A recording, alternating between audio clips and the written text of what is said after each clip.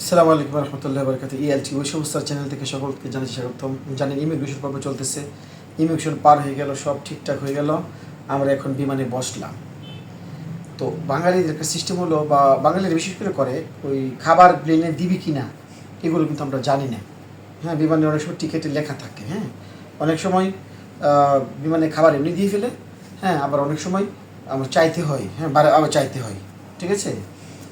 তো দেখে গেছি কেমন আমরা কী করবো, এটার ইংলিশটা কীভাবে শিখবো, যে বিমানে কি খাবার দেওয়া হবে, এই বাংলাটার ইংরেজিটা আজকে শেখাবো।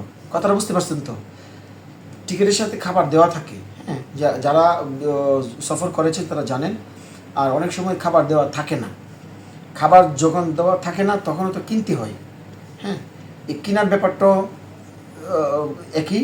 আর খাবার দেওয়া থাকবে, হ্যাঁ, যে বিমানে কি খাবার, ফ্লাইটে কি খাবার দেওয়া হবে, এটাও জানা যায়। যখন টিকিট যার কাছ থেকে কাটবেন তাকে বলবেন যে বিমানে কি খাবার দেওয়া যায়, বিমানে কি খাবার দিবে, এটা। তো এই ইংলিশটা আজকে শেখাবো। বিমানে কি খাবার দিবে, ইংলিশটা হলো will food be served on the flight. আমি কিন্তু ভেঙে ভেঙে শেখাই। উইল ফুড মানে ফুড, খাবার আর কি, food, be served on the flight. Will food be served on the flight. কথাটা ভেঙে দিয়েছি, আবার বলি, will food be served on the flight.